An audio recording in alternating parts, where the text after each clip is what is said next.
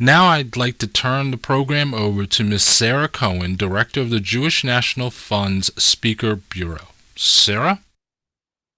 Thank you, Preston, for the warm introduction, and thank you all for joining us this evening to discuss Isresilience. We're looking forward to hearing stories of Israelis who thrive against all odds and learn how you can too. I look forward to learning about the diverse, compelling Israeli personality and traces the characteristics that unites them all. It's an honor to introduce Stephen Shalowitz. Stephen is the host of Jewish National Fund's Israel Cast podcast and the One Way Ticket Show podcast. He is a JNF New York board member and on JNF social media committee and invites you to connect with him on all social media at Stephen Shalowitz. Michael Dickson is the executive director of Stand With Us Israel, an international educational nonprofit dedicated to supporting Israel and fighting anti-Semitism around the world. Michael regularly addresses audience and broadcasts on issues pertaining to Israel and public diplomacy. He's an accomplished writer with many published articles and TV appearances, and now a book that we're all here tonight to discuss. Dr. Naomi Baum is an international consultant and facilitator in the field of post-disaster mental health and resilience building. She is a psychologist and former director of the Resilience Unit at the Israel Center for Treatment of Psychotrauma in Jerusalem. She received her MA and PhD from Bryn Mawr College in Bryn Mawr, Pennsylvania, and her BA from Bar Ilan University in Israel. She was a fellow at the Mandel School for Educational Leadership in Jerusalem. She's been a consulting psychologist for schools and taught courses in psychology at the university level, both in the US and in Israel. Stephen, Michael, and Naomi, thank you. I now turn the program over to you. Well, thanks so much for that, Sarah. And good evening, good morning to both of you, Michael, and to Naomi. And we should share with our listeners that you got up really before the crack of dawn, Naomi, to join us here. You're live in Israel right now, and we so thank you for that. We know you got probably a couple hours sleep. We hope that you're caffeinated. Michael, we thank you for joining us from London town. It's the Queen's birthday there, so I hope you wished her a very happy birthday indeed today as she celebrates 95 wonderful years. And we so look forward to this. Yes, we so look forward really to this conversation. Thank you for joining us. And for those that are joining us here all around the world, we're going to be chatting for about 35, 40 minutes, and then Michael and Naomi will stay for about 5, 10 minutes because they got to go back to sleep, or in some cases, in Michael's case, they're going to go to sleep. And again, as Sarah said, if anybody has any questions, please put them in the chat.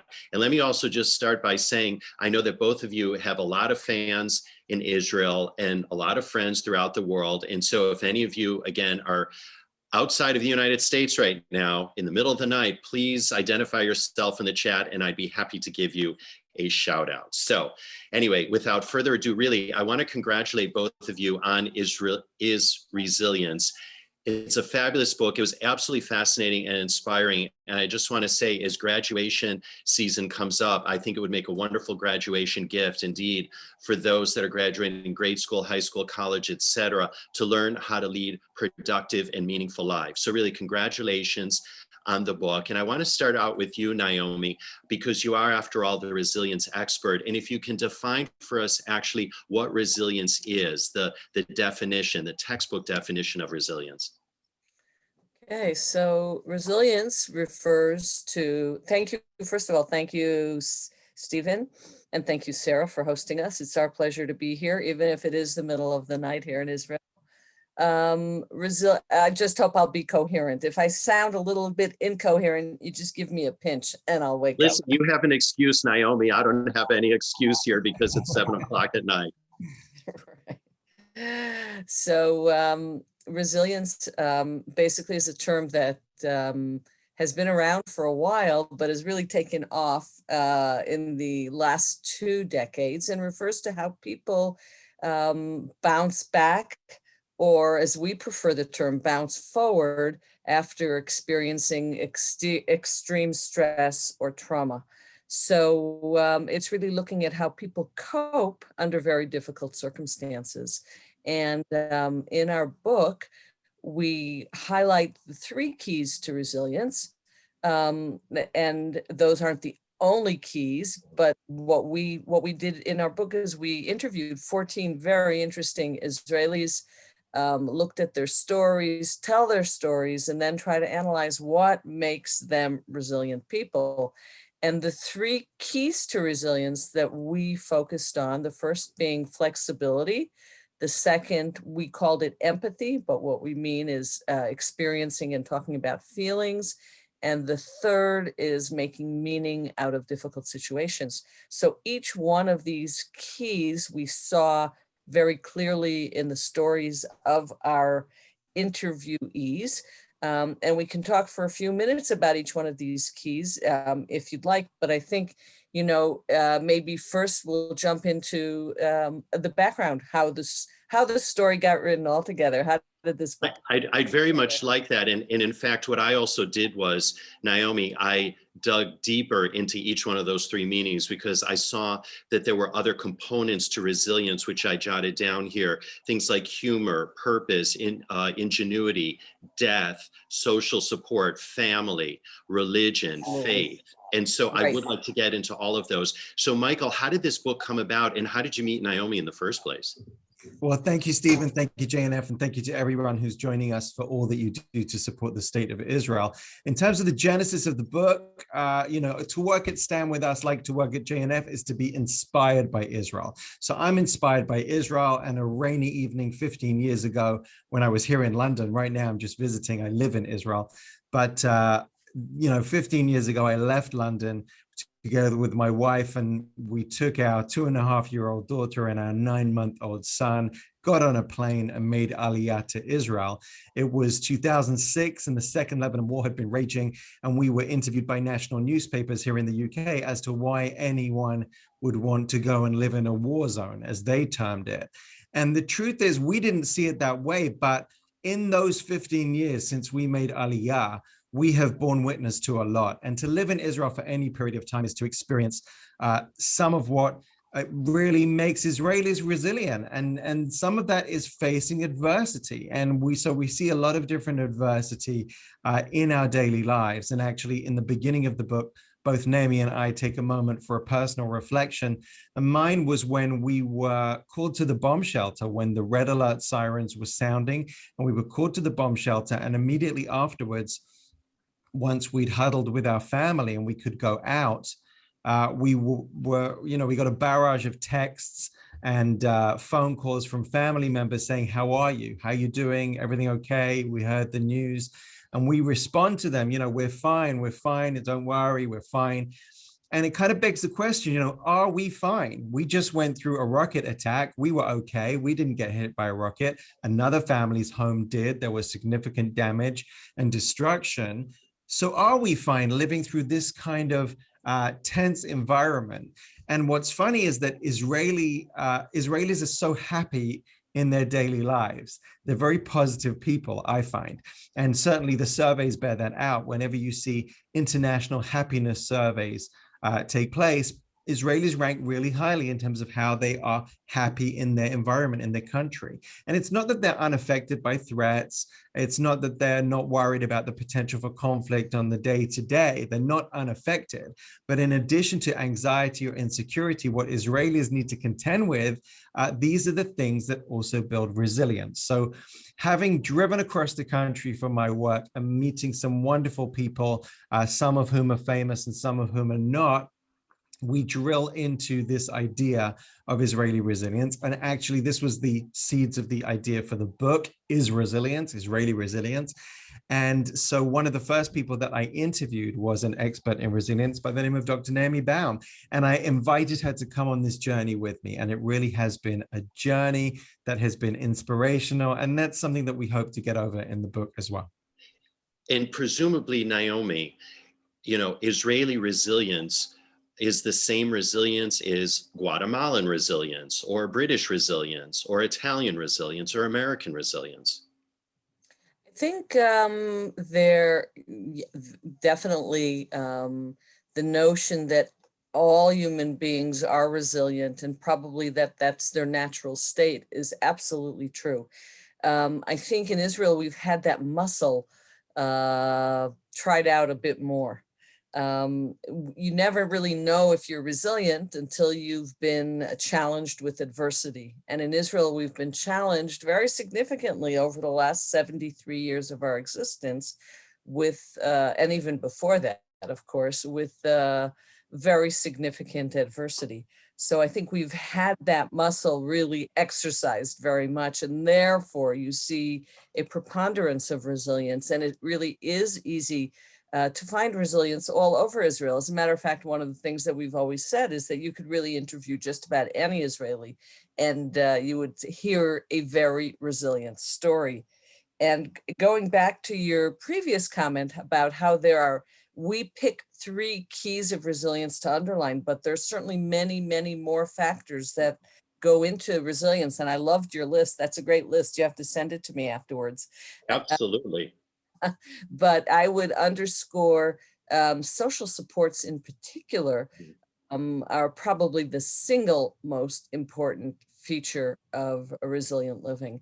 What we did is we focused on 3 keys to resilience that we felt that were very prevalent in the stories of the people we interviewed, but we also felt that these were things that people could take home and work on themselves in their own lives relatively, well, I wouldn't say easily, but they're easily found. They're not rare. They're not hard to find. That was part of the reason why we focused on those 3 keys, but certainly they're not exclusive. And you had a great list there. Oh, thank you. Well, I do want to dive into them, but before we do that, Michael, you just shared your Aliyah story. Naomi, I'm sure you have yours as well. And there was something that you wrote in the afterword, which precipitated a question in me that I want to direct to you, Michael, and certainly you can weigh in afterwards, Naomi. You wrote, Israelis do seem to have an innate resilience that is actively honed by the society they grew up in. The key is in the keys. And when I read that, my question was, what about Olim? How quickly does it take for Olim to adapt and for Olim to have that level of resilience that native-born Israelis have? Well, that's a great question. And the fact is that both Naomi and I are Olim. Naomi's been in Israel for a lot longer than I have, but I don't think there's any hard and fast answer as to how long, but certainly given that some of the 14 people that we meet in the book are Olim, there certainly is something in that by acclimatizing to Israel itself, I can assure you, Israel is very different from the Britain that I was born and raised in, as it's very different from the America that Naomi was born and raised in, as it's very different from the Ethiopia that Shula Mullah, who we interviewed in the book, experienced, or indeed, obviously, the USSR that Natan Sharansky lived in. So it cuts to the same question that you asked Naomi before, which is that all people do have inherent resilience, but actually, when you move your life to a place like Israel, and when you move it for the reasons of Aliyah that are so deeply built around one of our keys of resilience, which is meaning making, you move to Israel because you want to make meaning of your life. You want to live out that life in the state of Israel. That, I think, gives you an enhanced feeling of resilience. And so that, coupled with living the Israeli experience, which certainly has its challenges, will help you build the muscle that Naomi mentioned. Did you want to weigh in, Naomi? Yeah, I think anybody who chooses to live in Israel, who comes to Israel by choice, and we've been living in Israel since 1987, so that certainly goes back to days. Yeah, they're going to be resilient. You're going to have to be resilient because life, throws you all sorts of punches. You get to, aside from the fact that, for example, living in Israel since 1987, I've lived through several wars and periods of extreme terrorism. I've sent 4 boys to the army, and they served in active combat units, special forces units. So yeah, you have to, you just really, I think if you decide to make Aliyah and you stay in Israel, you're going to be a resilient person.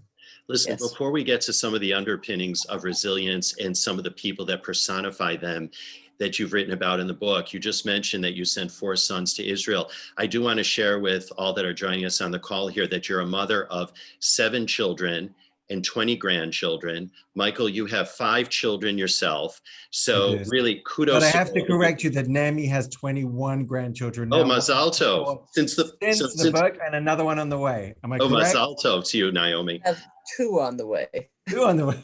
How fantastic. So my first question is, Naomi, how do you remember all those birthdays? Oh, yeah. Well, that you hit a very sore spot. I don't know.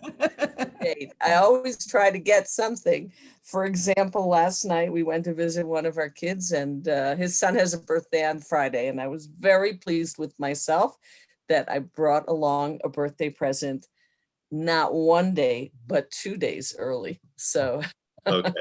I work hard at it. And Michael, do you have a calendar then for your 5 kids when all their birthdays are? So luckily in Israel, you have a Teudat Zahut, your ID card, which very, very helpfully has all of the kids' birth dates on both English and Hebrew. So it's excellent. Well, I just thought of something is that they have their secular birthdays and they have their Hebrew birthdays. Yes. So that's 5 kids, that's 10 birthdays, 7 children, 14 birthdays right there, plus all the grandchildren. So that's a lot of Amazon gift cards, isn't it? Yeah, except that this year they're all getting Isresilience, so it's fine. Okay, I hope autographed copies, no less. At least, yeah. All right. Well, listen, let's dive into some of those attributes really of resilience, and let's talk about some of the people that you wrote about in the book that personify that. And we were talking about this notion of family and social structure, and family doesn't always necessarily have to mean blood relatives. It can mean a sense of community. And there were 2 people in particular that their stories were so beautiful. Well, all the stories were beautiful, but when we talk about family and the importance of roots and the importance of parents and what parents do for children, you talked about Rabbi Lau, and you also talked about Gadir, the first Druze member of Knesset. And Naomi, why don't you take Rabbi Lau first and just talk about the importance family had in his development and his sense of resilience as he got older.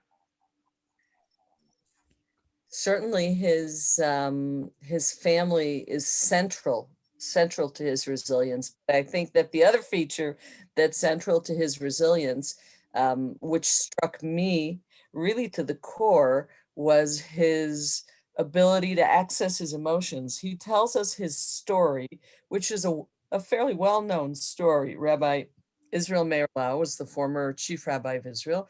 At age 5, he said goodbye to his mother at the train station, never to see her again. And he was shipped off to a concentration camp with his brother, who was several years his senior. His brother was charged with taking care of him, which was obviously something that he did to a degree, but they were in separate barracks even. And this 5-year-old survived for 3 incredibly long years in a concentration camp. It's an incredible story. And when he tells that story, he tells it with tears in his eyes. And for me, that was just remarkable. How a man, he's well into his 80s, and he's told this story so many times. He's written a book about it. He still, when he tells the story, it touches him very deeply. And I think for me, that really personifies the importance of being able to access all emotions. And by doing so, it makes you a very vibrant person, because if you shut down one emotion, if you shut down anger or sadness or loss, or then you're going to end up shutting down the more positive emotions as well. And Rabbi Lau really experiences the whole range. In that hour and a half that we sat with him, we laughed and we cried and, went through the whole gamut of human emotions. But so for me, that key, when I think of him, and I think that was one of the most moving interviews that we did. They were all moving, but that really stood out for me. And you attributed that to his strong home life before he was sent off to the concentration camp. To his strong home life, to the fact also that his brother, even though they weren't in the same barracks, he knew his brother was there. He knew his brother was looking over him, And when they eventually were liberated from the concentration camp, his brother was very sick for a while and then healed. And then they made illegal immigration to Israel. They were part of the Aliyah Bet. But what his brother passed on to him, one of the things that his brother passed on to him, there were a few, but one of them was that he was the 38th generation in a chain of rabbis, and he was charged both by his mother and his brother to continue that chain and to not break the chain, so that when he, on the eve of him becoming chief rabbi of Israel, he and his brother, the same brother who was with him in the concentration camps, who later went on to become a senior Israeli diplomat, when they went to the Kotel before the Western Wall, before he was inaugurated into becoming chief rabbi of Israel, his brother said, "Now you can relax. You've done it. Right. You've And talk about, fulfilled." when you talk about one of the pillars of resilience, it's about meaning making. And Yes, he really personified that, didn't he? as well. Yes, he did. Yes, he Right. did. He really Right. did. And then, Yep. Michael, can you then talk about Gadir, just real briefly, the Druze member of Knesset, and the importance that her family had on her, and how she then drew on that for her resilience? Yeah, so it's Ghadir. Every Gadir. English-speaking Israeli knows not to name their kids with the letter Resh because we can't say it. But it's Ghadir, and she's an incredibly impressive person. When we begin the chapter talking about her, she's in tears because she's receiving a telephone call from Sheikh Muaffaq Tarif, who was the leader of the Druze community in Israel. And the reason she's in tears is because he's congratulating her on becoming the first Druze female member of Knesset. And the reason that's such a big deal is because she's been breaking barriers all her career. We call her chapter Glass Ceilings because she's been breaking them. And actually, the Druze community, as you know, is a very Zionist community, very much a part of the state of Israel. They send their children to battle in the IDF. And so at the same time, it's very much a patriarchal community, and the women play a traditional role. And the truth is that Ghadir was happy playing a traditional role. She just wanted to play a professional role at the same time. So she really bucked the trends.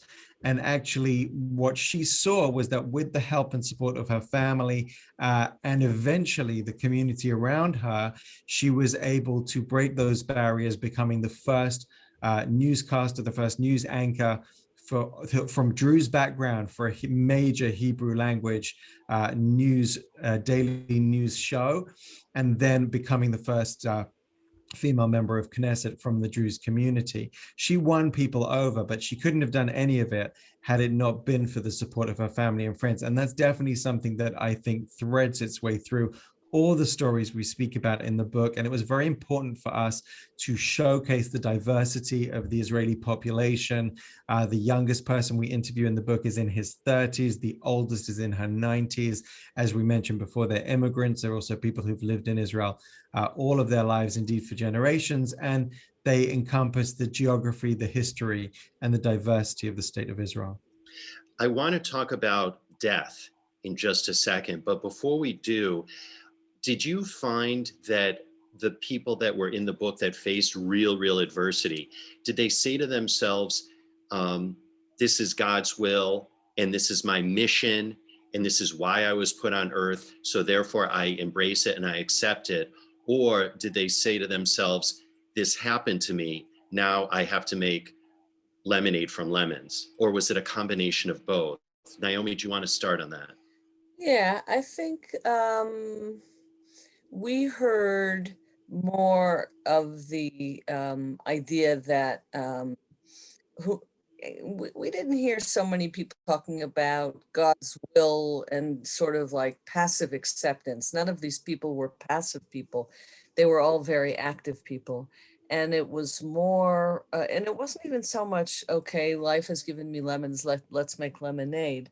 But it was, okay, what do I do with this now? it sort of throws you into a quandary of, okay, and how, for example, the story of Sherry Mandel, who lost her Yeah, that's son where I was going to go with right, that when we talk right, about death. right, to a Because she had a horrific, wonderful quote, if I can just interrupt. She had, when you know death, you know life. Mm. right. So she, Do you want for to share with our listeners who she is, because they might not be yeah, familiar with her? yeah. So Sherry Mandel um, is an Olah. She came to Israel. She came in the 90s, I think, in the early 90s. And she was raising her family of 4 children in a community not far from where I live, a community called Tekoa. And one day her son decided to play hooky. To run, he was a 7th grader. He decided, okay, he didn't have to go to school that day. He convinced a friend of his to join him, and they wandered off to the wadi behind the community where they live in. It's a place where people walk all the time. They run, they ride bikes there. It's not off the main. It is off the main road, but it's a place where people go to all the time. And unfortunately, a group of probably neighboring Arabs, terrorists, basically did a vicious attack on them and killed them. Um, and when they didn't come home from school that day, the story unfolds slowly and very painfully. But the bottom line is that these 2 young boys were killed in a very vicious terrorist attack. And Sherry, as would be for any parent, it was impossible. She couldn't get up. She couldn't get out of bed. She couldn't move for weeks on end. And she had a neighbor who came into her every single day and would bring her food and would get her out of bed and began to take her for walks out of the house. But slowly, slowly, she came back to life. But she really needed a reason to live. And she had her other 3 children, and that was certainly part of the reason to continue with her life. But in addition, she and her husband together created a foundation in memory of their son, Kobe, and it's called the Kobe Mandel Foundation. And what the foundation set as their goal was to help other families, children in particular, and mothers and fathers who had lost family members initially to terrorism. This began in the 2003, 2004, right at the height of the Intifada, where we were having hundreds upon hundreds of civilian losses month after month after month. And there was a real need for a service like that. So that really pulled her out of the depths and gave her a reason to keep living, and to help find meaning in her life and to memorialize. And one of the things that people want to do when they experience death of a loved one, particularly in such a violent manner, is to find what can you do with that loss to help make meaning from such a senseless loss. And We so should mention also that it's actually the 20th anniversary of Kobe's death next week. I spoke to Sherry just last week, and they released a video, beautiful video, on Yom HaZikaron in memory of him. He would be 33 next week. a loss. Well, as she said, when you know death, you know life. And you really do know life, by the way. Sherry was, I mean, we had a laugh with Sherry. It's one thread through, and you mentioned this in your list, Stephen. One of the things that was true of all of the interviews was that we laughed with them, and they had a great sense of humor and a great amount of positivity and the ability to emote about what had happened to them, but at the same time to look at the good things in life and enjoy them. And I think that's incredibly important. I had a very, go ahead. I just want to underscore, though, when we talk about loss and bereavement, it doesn't happen overnight. It didn't happen overnight for Sherry either. And very often, when we talk about resilience, it's a process. It's not like, oh, gee, she's really in a bad way. She's not a resilient person. Absolutely not. people are allowed to have reactions, and they're allowed to be depressed, and they're allowed to have a difficult time. And the question is, how long does it go on for? And what happens? What's the trajectory? What's how do they move out of it? And are they moving? 3 months after the event, are they in the same place as they were 3 months ago? If so, we're worried about that. But if you see movement and people beginning to move out of it, then we are encouraged. But I would agree with Michael that Sherry is one of the funniest people I know. She really is hysterical. We were laughing, I think, we were laughing and crying, again, laughing and crying. And you are so right. And the other person that is so funny is Shula Mula. She's hysterical. From Ethiopia. Yeah, Right. the humor is such a central feature. You know, we didn't underscore that as a key to resilience, because I think, you know, people who don't consider themselves funny, who aren't funny, it's kind of a hard thing to work on. Oh, he's a funny guy. She's a funny guy. But what? I'm not such a funny guy. All right, you're not a funny guy. It doesn't mean you can't be resilient. So we tried to find resilient features that people could actually kind of attach to and work on. But it's incredible how you know, people who are able to laugh both at themselves and at the world and with other people, really, that is a very big feature of resilience. I must share a very personal note. I had a cousin who had many misfortunes in her life, and she once told me, she said, every tragedy has its comedy. So there you go. And, you know, even when my dad passed away 21 years ago, we, during Shiva, we had a very dear family friend come over, and this person wasn't funny in the sense of stand-up comedy funny, but just her whole persona and personality. And she shared a story that my siblings and I still relay, and we crack up every single time.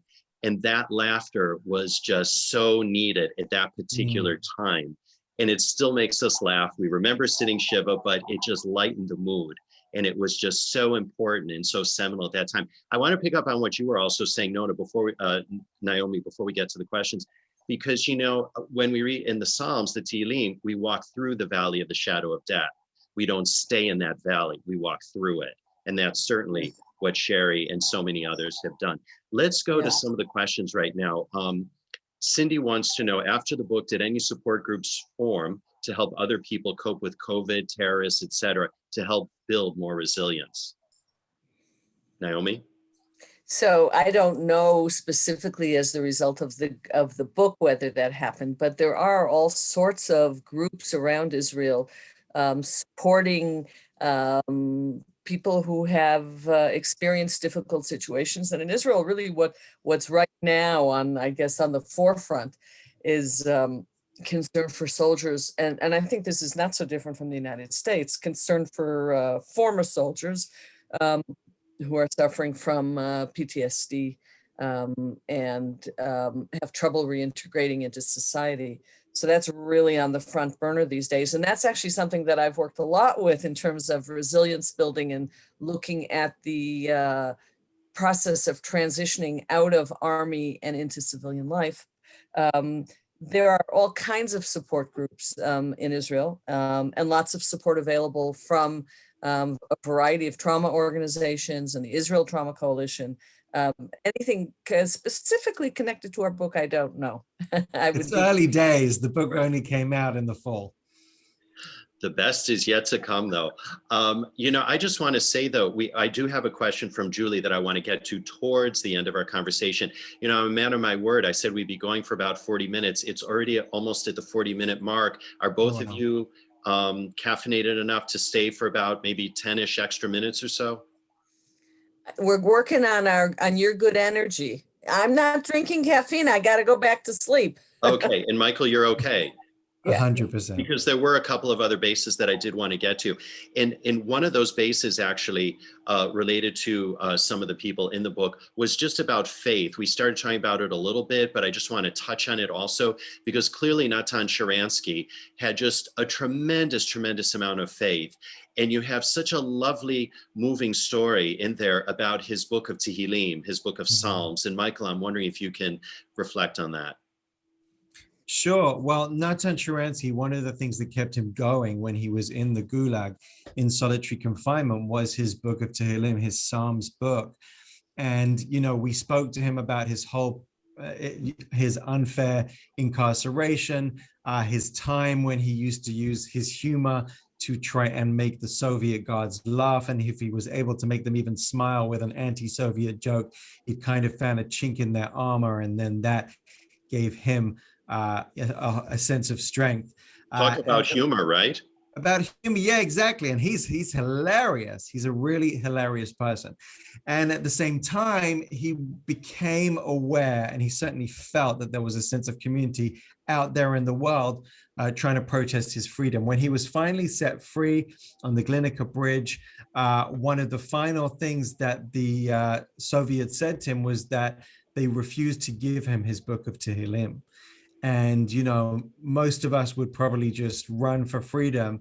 But in a final act of defiance, he refused to leave until they gave it to him. He actually lay down on the ground. And eventually they gave it back to him. Something that he stayed true to the meaning that he had brought to his struggle for freedom in order to get to Israel. And that was something he showed right up until the last. And I would have to imagine, though, that faith just keeps so many people resilient. Naomi?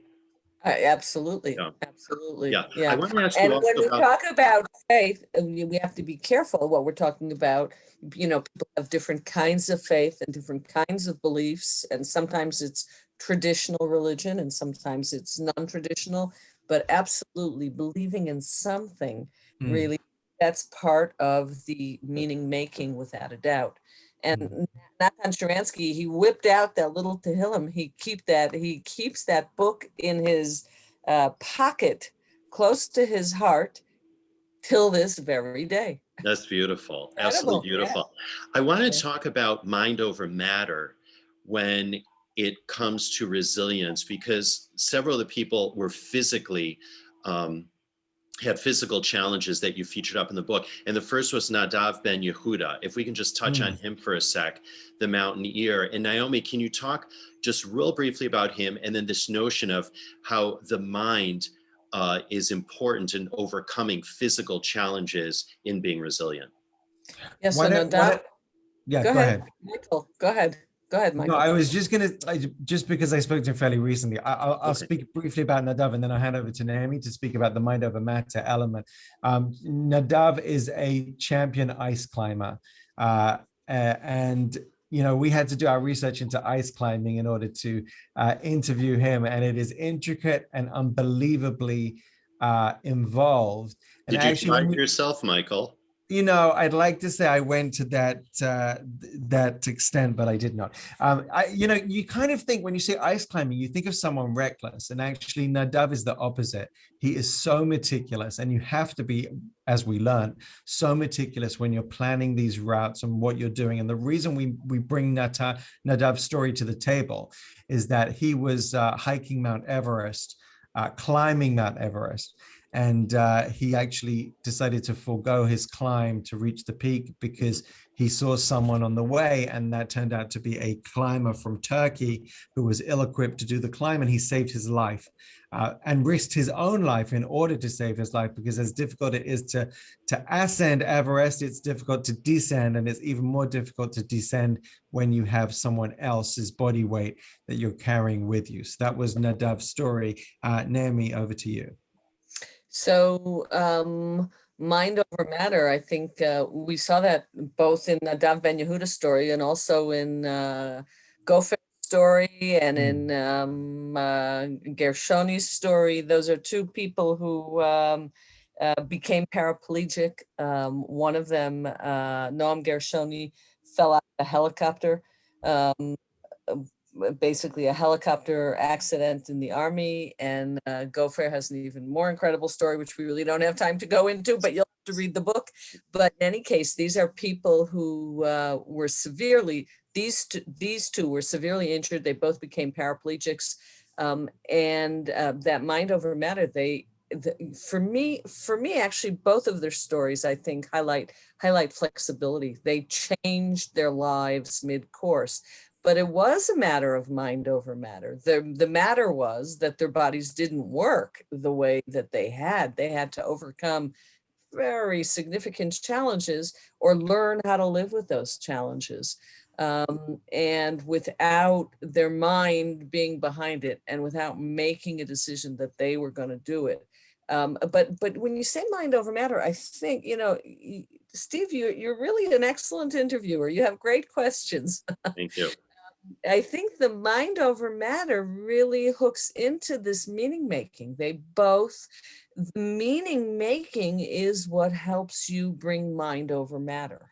And I see that very clearly both in the story of our two paraplegics, but also Nadav and Yehuda to go on these crazy climbs. You can't imagine. You have to have mind over matter. You have to kind of shut down. Most normal people would say, oh, that's too hard for me. I can't do it. My body hurts me. It's impossible. Why would I want to do it? Once he decided he's going to do it, he's going to do it. Well, you have to have a goal. Yeah. You have to have a goal. Yeah. I want to go to two of the questions. They're two of the same, and I want you to answer them. And then I want to ask you a question about Zionism, actually. And then we'll wrap. This one comes in from Julie, and bear with me, I'm going to read them both in their entirety because I think they're wonderful questions, but they're two in the same. Julie wants she says, understanding that all human beings are born with some basic resilience, do you have advice on how one can develop greater resilience or how we can help our children to be more resilient? And I'd even add to that, what have you taught your children about being resilient? The second one comes in from Adam Lipkin. Thank you, Adam, for this. Resiliency has been one of my favorite topics, especially how it can be developed. I often have looked to Israel for inspiration as the model for it. Man's Search for Meaning was such a profound book and illustrated the ability to find meaning, to empower us in the most horrific circumstances. Can you ask about the process to develop resiliency as a skill set you believe it can be taught? Thank you, Julie and Adam. And over to you, Naomi, and then we want to hear your take, Michael.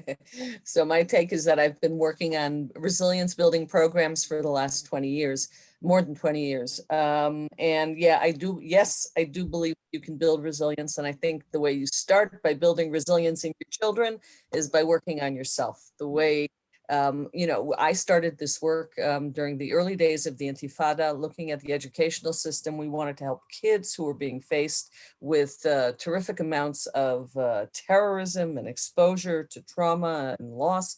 And we thought, well, how do we reach these kids best? And the answer was to work with their teachers, because the teachers, it's called a shared traumatic reality. We're all in this together, and we just say, oh, we're just going to help the kids. First, we have to work on ourselves. So as parents, as grandparents, as teachers, as educators, we have to work on ourselves and become aware of how we're responding, what we can do to build our own resilience, how flexible we are, how conversant we are in emotions, how much we allow for people to express themselves. It's okay to be angry. It's okay to be sad. We can be with them. We can witness for other people, and then to help find meaning. So yeah, the answer is yes, yes, yes, yes, yes.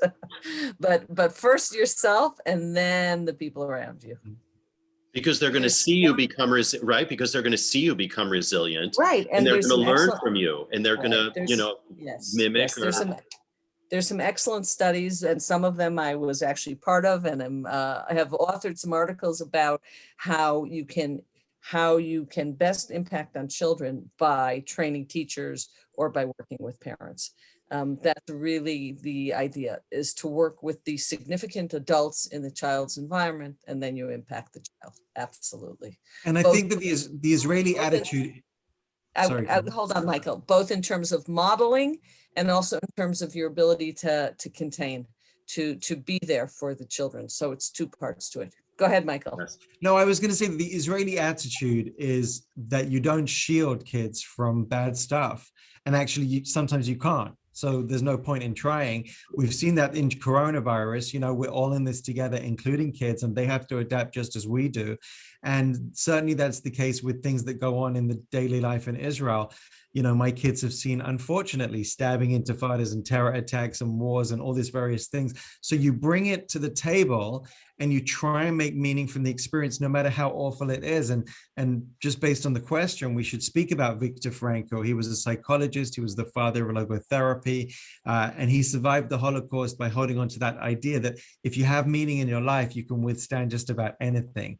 And that's definitely something that's really important to teach kids. Indeed. Well, listen, as we wind down our conversation, I want to ask you both about Zionism, because Jewish National Fund has a whole program, a whole movement now to really reclaim the notion of Zionism and to teach people what Zionism is all about. So this is for both of you. If someone that didn't know anything about Zionism were to ask you, hey, what is Zionism? How would you define Zionism? And do you both consider yourself Zionists? And Michael, do you want to start with that? Yeah, I think that I'm going to speak on behalf of both of us when I say we both consider ourselves Zionists. For me, Zionism is the right of Jews to live in their indigenous ancestral homeland. And Zionism represents a glorious past, a wonderful present, and an even more hopeful future. And what I would add to that is we basically, my feeling of Zionism is that we have been granted the gift of being able to return to our homeland and to be part of the rebuilding of the modern state of Israel. It's in our, I feel like it's in my lifeblood. I received that very strongly from my parents, who were Zionists before there was a state. And passed it on to my kids, who say, boy, we can't imagine growing up or living anywhere else in the world. Thank you for coming to Israel. Despite all of the challenges and difficulties, I think we're both very proud and very happy to be Israelis, to be living here. And just one more question. This is for you, Michael. I'd be remiss if I didn't have, as long as I have you here, to really ask you, with so much noise on campus today, the anti-Israel sentiment and so on, what would you say to students? What's your message to students who are very pro-Israel, consider themselves Zionists, but are afraid to speak out, that don't want to necessarily take the time because of the backlash that they know that they'll get? What's your message to them? I would say that they shouldn't allow those who would detract on Israel and Zionism to intimidate them into suppressing their own identity. The fact is that the vast majority of Jews, Israel is important to them.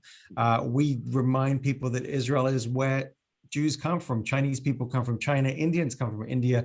Jews come from Israel. So why should we be intimidated into not expressing that? No, we have to do two things at once, which is counter anti-Semitism and counter those who seek to malign us, and at the same time not let them determine our agenda. We determine our own agenda. And, as the JNF is an example of, when we have taken our own destiny into our own hands, wonderful things have happened, not just for the Jewish people, not just for Israel, but for the world. Long may that continue.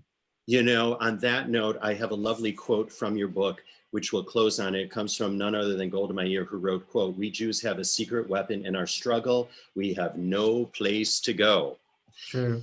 All right. And once again, for everybody, the book is Isresilience. It's fabulous. It is just so inspirational. We want to thank you so much for joining us. And I have to say, I think there's probably a volume 2 in both of you. It's already been discussed, Stephen. Has it? Can we get you back here? Can we get you back here on? In a heartbeat. On Sunday morning at noon. Is that Sunday morning at noon, New York time or Israel time?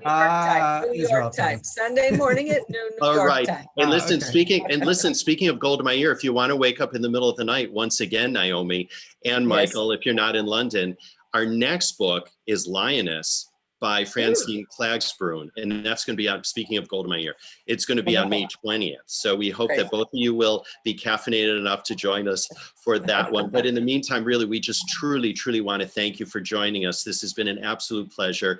Congratulations on the book, and we look forward to having you back when volume 2 comes out. Thanks so much, Stephen. You've been a wonderful host. Thank you. Take it easy. Cheers. Bye-bye. Bye-bye. Have a good night. Bye. Bye.